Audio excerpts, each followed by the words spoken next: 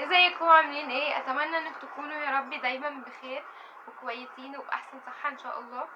النهارده جايه احكي معاكم عن شويه حاجات صغيره قد كده عملتها بس غيرت حياتي 180 درجه. حبيت النهارده اشارككم الحاجات دي يمكن تساعدكم زي ما ساعدتني وان شاء الله تخلي حياتكم احسن بكتير. فاستنوا معايا عشان نشوف ايه هي الحاجات الصغيره دي. اول حاجه عملتها من الحاجات الصغيره اللي قد كده الحاجه رقم واحد وهي اني كتبت رساله شكر لنفسي. مهم جدا انك تعامل نفسك بشكل كويس، شكل يليق بيها، تشجعها لو تعبت، تقف جنبها لو حسيت ان هي محتاجة تقعد تستريح شوية، محتاجة استراحة محارب، فانت محتاج انك تعامل نفسك بشكل كويس. كل اللي محتاج تعمله دلوقتي هو انك تجيب ورقة وقلم وتكتب لنفسك الرسالة دي.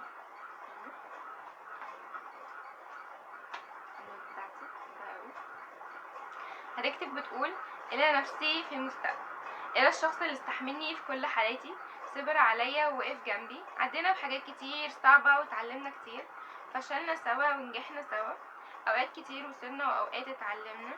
احب اقولك شكرا على كل حاجة وانا فخورة بيكي وباللي عملتيه، متحمسة اشوف اللي هتعمليه، بتمنالك كل السعادة والتوفيق اللي في الحياة. رسالة جميلة وبجد تخيل انك تعدي الاوقات وتعدي الايام وتشوف الرسالة دي.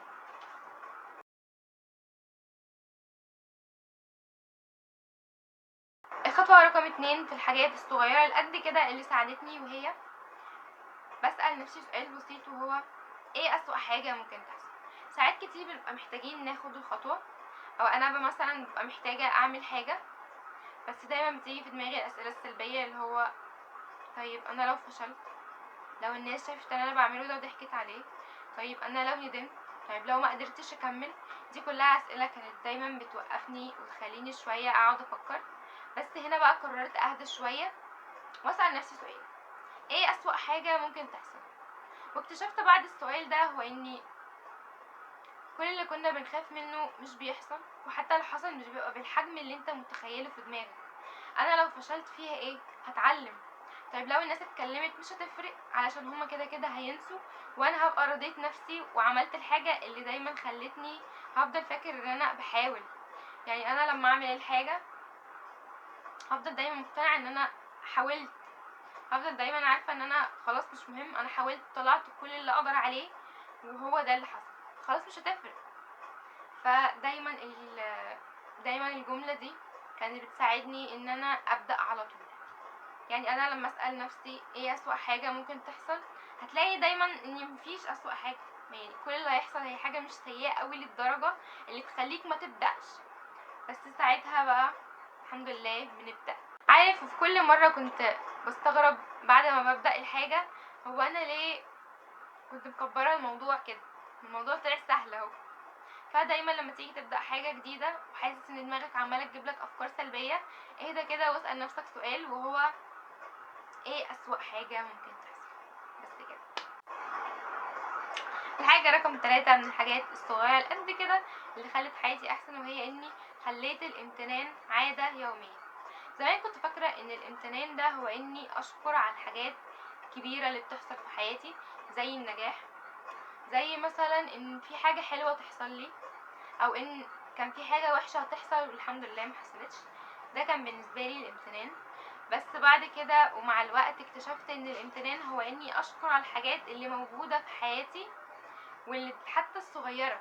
يعني اكتشفت ان الامتنان ده هو اني اشكر على الحاجات الصغيرة اللي موجودة في حياتي. الحمد لله على النفس اللي طالع واللي داخل، الحمد لله على نعمة العيلة واللمة والأكلة الحلوة، الحمد لله على نعم كتير جدا موجودة في حياتنا واحنا مش بنحس بيها.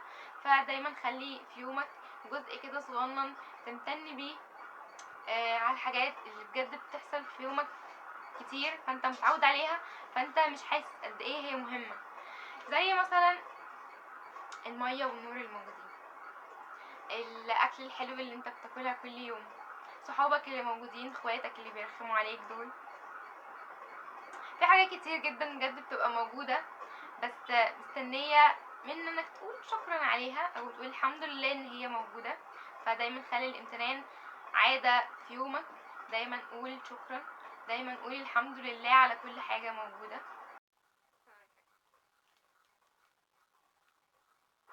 كيوت اوي. شهد بعد ما سمعت موضوع اخواتك اللي بيرخموا عليك لقيتها جابتلي دول،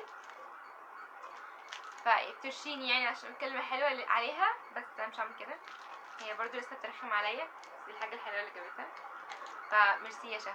الحاجة رقم 4 والصغيرة قد كده واللي ساعدتني هو اني بدأت اغير زاوية تفكيري في الحاجات الوحشة اللي بتحصل. يعني تلقائيا لما حد بيحصل له حاجة وحشة بيزعل ويبدأ يلوم نفسه، طيب انا ليه حصل لي كده، انا حطيت كل مجهودي في الحاجة دي وبرضو ما جاتش. بس ساعتها اللي كنت باخد بالي منه هو اني طاقتي كانت كلها بتروح في الحاجات، في التفكير في الحاجات اللي ما جاتش او الحاجات الوحشة اللي حصلت، اكتر ما كنت بفكر في الحاجة اللي انا عايزة اعملها اصلا.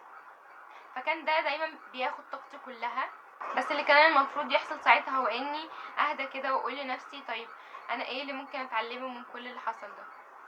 فدايما لما تحصل لنا حاجة مش حلوة بلاش نفكر فيها بشكل سلبي، ونحاول نهدى ونفكر فيها بشكل ايجابي شوية، ونعرف ان ورا كل حاجة وحشة بتحصل حاجة صغيرة كده انت مش واخد بالك منها، محتاج تهدى علشان تشوفها، يمكن ده الاحسن ليك ويمكن ده الخير ليك.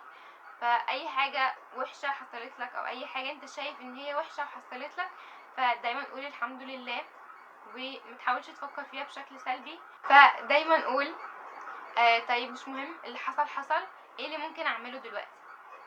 فهو ده اللي انا عايزاك دايما تعمله. بس كده. حاجة رقم 5 من الحاجات الصغيرة هي اني دايما بقول شكرا. كلمة شكرا بحسها من اكتر الكلمات المهمة والعظيمة في العالم. كلمة شكرا مش بس بتعلمني اقدر الشخص او الشيء اللي معايا، بس بتعلمني ازاي اقدر كل حاجة، كل حاجة بجد. يعني شكرا على الكلمة الحلوة، شكرا علشان الشخص اللي فهمنا من غير ما نتكلم، شكرا على كل حاجة عدت بسلام، شكرا عشان نفسك لسه قوية ولسه بتعافر ولسه بتكمل. فشكرا من اكتر الكلمات المهمة جدا واللي اتمنى انها دايما تفضل معاك. شكرا بتنفع في كل المواقف، وبجد بحسها اكتر حاجة جميلة في العالم. فخلي دايما كلمة شكرا على لسانك، قولها دايما لكل الناس. فشكرا اكتر الكلمات بجد المهمة والحلوة جدا. الحاجة رقم 6 وهي اني اتعلمت اقول لا. في وقت من الاوقات كنت دايما بقول لكل حاجة، حتى لو كان جوايا ساعتها صوت صغير بيقولي لا انا مش عايزة اعمل كده او لا انا مش قادرة.